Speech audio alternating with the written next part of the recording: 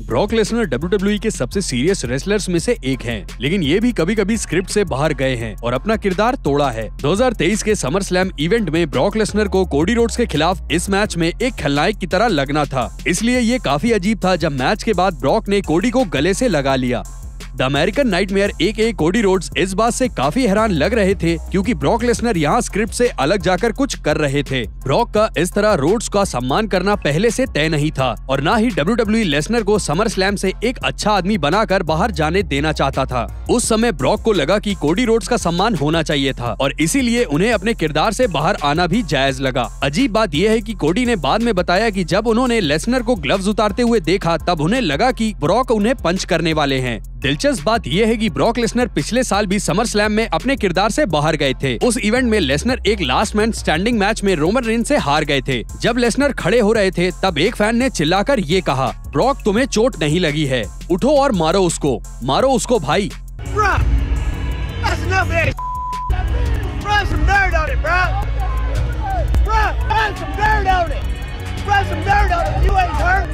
इस फैन का कमेंट इतना मजेदार था कि ब्रॉक अपनी हंसी नहीं रोक पाए।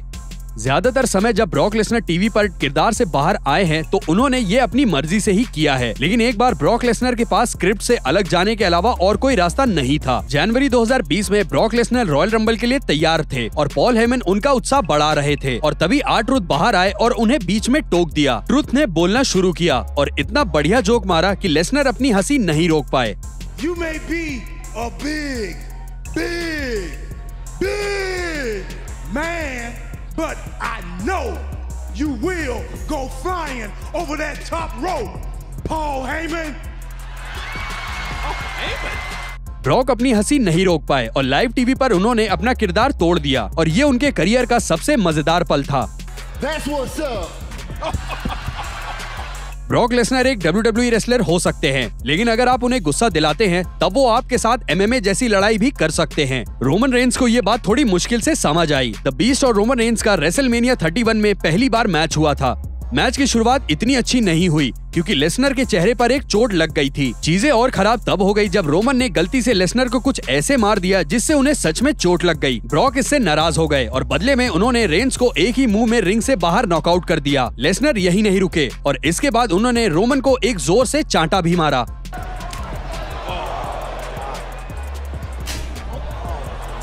2016 के रॉयल रंबल में ब्रॉन स्ट्रोमैन अपने व्हाइट फैमिली के भाइयों के साथ कंपटीशन को खराब कर रहे थे। जब ब्रॉक लेसनर बाहर आए तब उन्होंने सबको हरा दिया, लेकिन स्ट्रोमैन हारने का नाम नहीं ले रहे थे। इसकी वजह से ब्रॉक ने स्ट्रोमैन को हराने के लिए सच में उन्हें मारा। ये साफ नहीं है कि स्ट्रोमैन उस वक्त हार क्यों नहीं मान रहे थे, लेकिन ऐसा माना जाता है कि प्रोड्यूसर ने ब्रॉन को कहा था कि उन्हें कमजोर नहीं दिखना है। साफ है कि ब्रॉक को ऐसा कोई मैसेज नहीं मिला था या फिर उन्होंने बस उसे नजरअंदाज कर दिया था।